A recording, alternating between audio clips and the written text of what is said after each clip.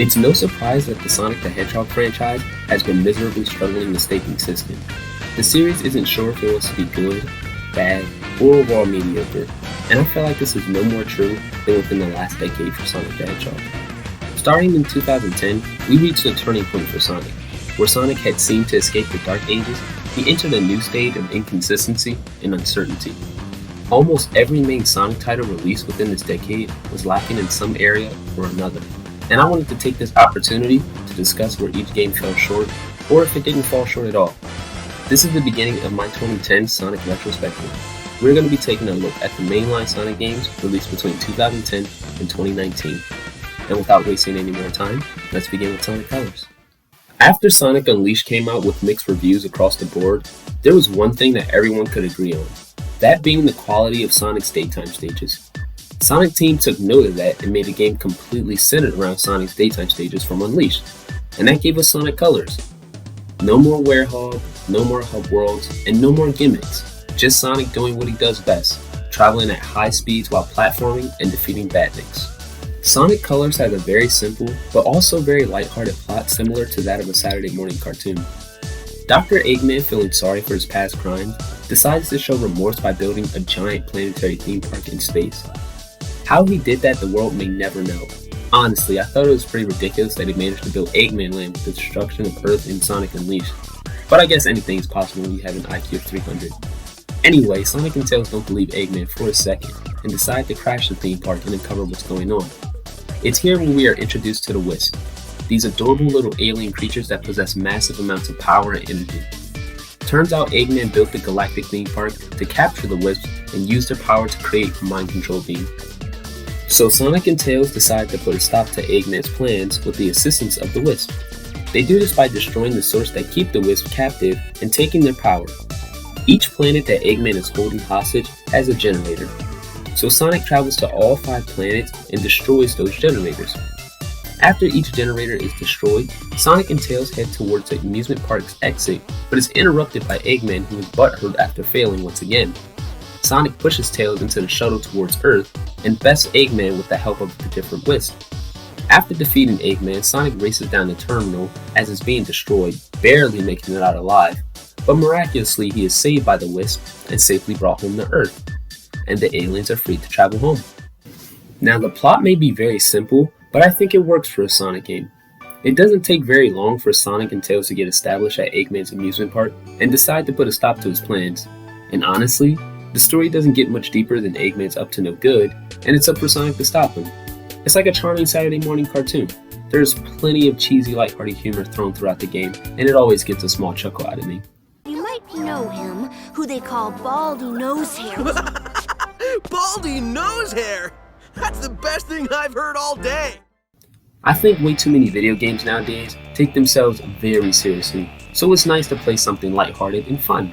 However, Sonic Colors' presentation is pretty subpar. Let me explain.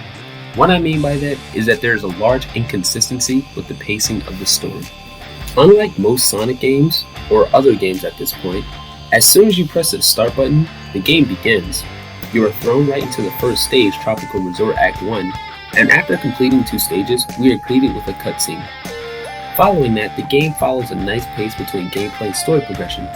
I like that, but as soon as we leave the first area, Tropical Resort, the game doesn't really go anywhere regarding story progression. We do get a cutscene here and there, either learning more about the Wisp, Dr. Eggman's plans, or Sonic saying a couple of cheesy one-liners before taking down a boss or generator, but for the most part, these cutscenes are pretty mundane and unimportant to the overall plot. Honestly, you could confidently get away with skipping most of these cutscenes, and you wouldn't miss anything important. It isn't until the final area of the game, Terminal Velocity, right before the final battle with Eggman, where we get any further in the story, which is truthfully a bummer. Sonic Colors is the first game to incorporate the new voice cast for Sonic the Hedgehog, and I think they do a fantastic job delivering their lines. With Roger Craig Smith as Sonic and Kate Higgins as Tails, they create a unique dynamic between Sonic and Tails that we haven't seen before at this point. Even though Tails has been subjected to Sonic's mechanic instead of his sidekick, but that's beside the point. To the maximizing modulationizer.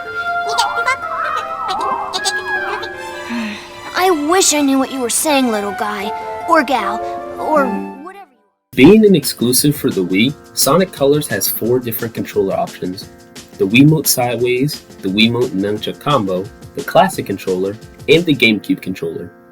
For this review, I used the Wiimote Nunchuk Combo as I find it to be the most comfortable for this game.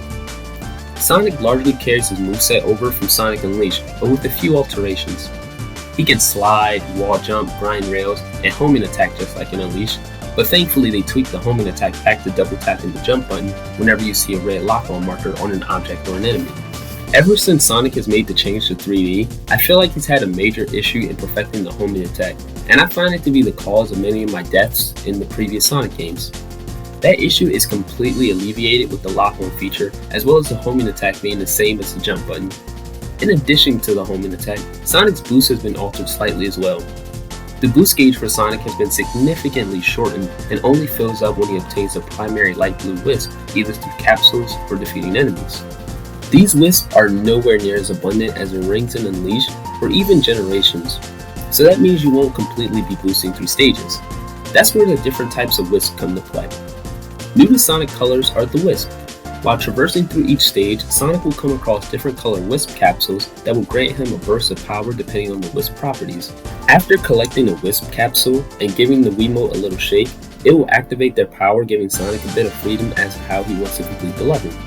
I think the wisps are a fantastic addition to the game. I could count plenty of times during my playthrough where I was given the option to either complete the stage normally or with the help of a different wisp. I love stuff like that, finding alternate routes to complete the level, and the wisps largely give us the freedom to do so in a variety of different ways. The game is divided up into 6 different planets and a final area leading to the final boss. Each planet has a series of 6 action stages and 1 boss fight before moving on to the next planet. There is no hub world, so after completing the stage, the next act will be available and Sonic can move on. For the most part, the levels are pretty solid, but just like the story, many of them feel lacking as far as content. The first act of each planet is honestly amazing. They are filled with unique spectacles and set pieces that identify the world that we are in. But beyond the first act, the rest of the stages are hit or miss. I think this may be due to the stages largely focusing on the 2D aspect of Sonic Colors, but too many of the stages end before they really begin. I found myself finishing most Sonic stages within 2 minutes, and this is all while screwing up countless amounts of times during those stages. I feel like the stages should have been on average a bit longer and incorporated a better mix between 2D and 3D. Now that I think about it, most of this game is in 2D, as the few 3D sections we do get are either on rails or they end very quickly. So although I do like the level design for what it does offer, I just wish the game gave us more is all. I think this was a missed opportunity as they could have been so much better if they were longer and more fleshed out. Following the action stages are the boss fights, and simply put, the boss fights suck. Except for the final boss, I don't really like the bosses in this game. There are a total of 7 boss fights and 3 of them just repeat halfway through the game. They're very bland, uninteresting, and go down within a few hits. In addition to them being pretty boring, they're also very easy. Even the final boss is stupid easy. I still enjoy it as it's a nice change of scenery, and it forces Sonic to collectively use the power of all the different wisps to defeat Eggman. But overall for me, the boss fights are the weakest part of the game. There aren't many of them, and what we got is pretty subpar. Quick side note, Sonic Colors is a very easy game. Probably one of the easiest Sonic games out there. I didn't die too often unless I was going after the red rings. Another addition to Sonic Colors is the red rings. Scattered throughout each level are 5 red rings. If you manage to collect enough of them, you'll unlock special stages within the Sonic Simulator that you can play as either Sonic or your Mii. The red rings aren't necessary for completing the game, but I would always recommend collecting them and unlocking all of the special stages.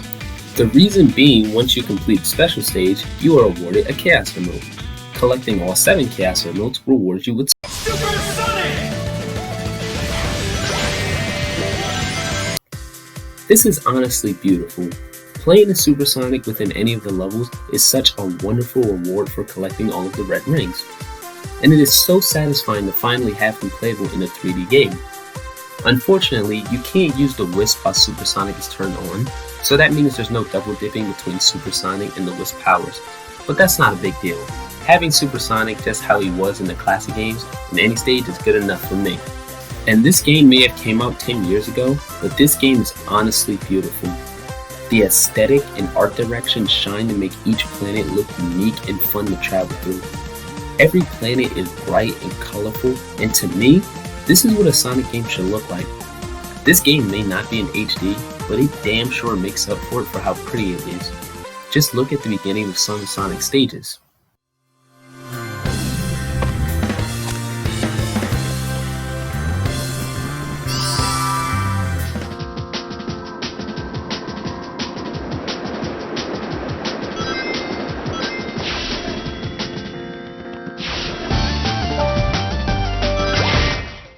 And the music is simply fantastic. Sonic games are very well known for having good music, and Sonic Colors is no exception. Just listen to some of these tracks.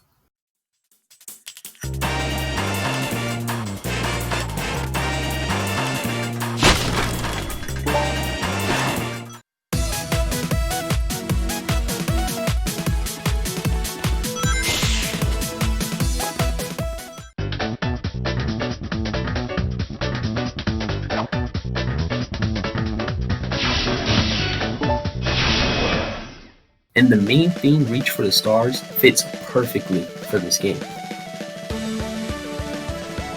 Overall, I truly love Sonic Colors. I feel as though this game came out at the perfect time and is a milestone in Sonic's history. This game is proof that we can still have really good and really fun Sonic games. Sure, it isn't perfect, lacking a bit regarding the story and level design, but that doesn't necessarily make them bad. Like I mentioned earlier, it would have just been nice if there were more to them as all. Legit, the main con with this game are the boss fights. They are pretty forgettable. Aside from that, Sonic Colors is a fantastic game. I'm very glad to say that Sonic started the 2010s off right with Sonic Colors. I would easily recommend this game to any Sonic fan or people looking to get into the Sonic franchise. And honestly, I'm really excited for the next review on Sonic Generations. To those of you that made it to the end of this video, thank you so much. I appreciate the time you spent watching my video. If you happen to like the video, remember to hit the like button and share the video if you can. And if you're looking to see more videos from me, subscribe to my channel. And most importantly, take it easy and stay tuned for the next video.